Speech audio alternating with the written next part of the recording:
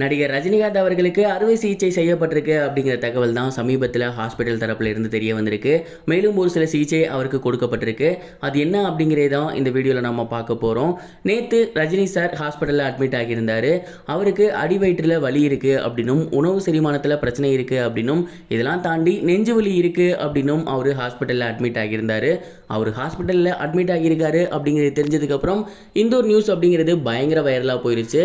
அவருக்கு ரொம்ப முடியாமல் போயிருச்சு அப்படின்னு எல்லாருமே நினைச்சிட்டாங்க.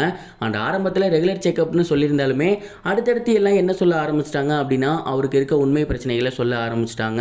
அண்ட் அவருக்கு உணவு செரிமானத்தில் இருக்க பிரச்சனை, நெஞ்சு வலியில் இருக்க பிரச்சனை, இது எல்லாத்துக்கும் முக்கிய காரணமாக இருந்தது இரத்த குழாய் அடைப்பு தான்.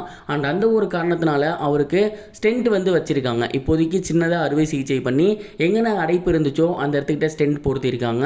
அண்ட் இதன் மூலயமா அவர் செயற்கையாக அந்த விஷயத்தை ஃபங்க்ஷனல் பண்ணிக்க முடியும். அண்ட் இவர் இப்போதைக்கு கொஞ்சம் ரிலாக்ஸ் ஆக முடியும். இந்த ஒரு அறுவை சிகிச்சை நேற்று ரஜினிகாந்த் சாருக்கு நடந்திருக்கு. அண்ட் இது மட்டும் இல்லாமல் உணவு பிரச்சனை, செரிமானம் இருந்திருக்கு இல்லையா, அதற்கான ட்ரீட்மெண்ட்டும் பார்த்துருக்காங்க. அண்ட் இதை தாண்டி அவருக்கு சிறுநீர் கழிப்பதில் பிரச்சனை இருந்திருக்கு. அதனால் அடி வயிற்றில் ஒரு கட்டி மாதிரி, வீக்கம் மாதிரி வந்திருக்கு.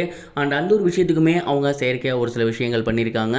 அண்ட் இந்த ட்ரீட்மெண்ட்லாம் முடிஞ்சு ரஜினிகாந்த் சார் கிட்டத்தட்ட 40 மினிட்ஸ் மயக்கத்தில் தான் இருந்திருக்காரு.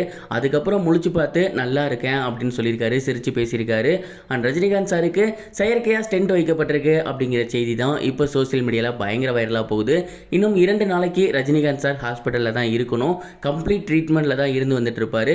அண்ட் 2 நாட்கள் அவருக்கு அந்த ஸ்டென்ட் வச்சது ஃபிக்ஸ் ஆகி அவருக்கு அது ஒத்துழைச்சி எப்பவும் போல இருந்தார் அப்படின்னா, இன்னும் 2 நாட்கள் கழிச்சு அவர் டிஸ்சார்ஜ் ஆக போறாரு அப்படிங்கிற மாதிரி சொல்லியிருக்காங்க. அண்ட் ஹாஸ்பிட்டல் தரப்பில் இருந்தும் அந்த மாதிரி தான் ரிப்போர்ட் வந்திருக்கு. அண்ட் இந்த ஒரு செய்தி இப்போ சோசியல் மீடியாவில் ரொம்பவே வைரலாக போய்கிட்டு இருக்கு. தலைவர் சூப்பர் ஸ்டார் ரஜினிகாந்த் அவர்கள் ஸ்பீடி ரெக்கவரி ஆகணும் அப்படின்னு எல்லோருமே தங்களோட வேண்டுதலை வச்சு வந்துட்டு இருக்காங்க. இந்த ஒரு நிலையில நம்ம தலைவர் சூப்பர் ஸ்டார் அவர்கள் விரைவாக குணமாகணும், ஸ்பீடி ரெக்கவரி ஆகணும் அப்படின்னு தளபதி விஜய் அவர்கள் சமீபத்தில் அவரோட சோசியல் மீடியா பேஜில் ஷேர் பண்ணியிருக்காரு.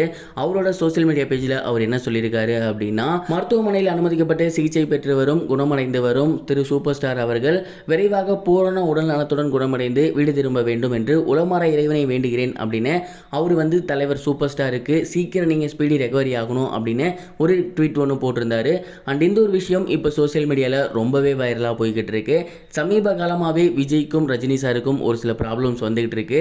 இவர் பெரியாளா, அவர் பெரியாளா அப்படின்னு குறிப்பாக அவங்களோட ரசிகர்கள் மத்தியில் இந்த ஒரு போட்டி அப்படிங்கிறது மிக கடுமையாகவே போய்கிட்டு இருக்கு.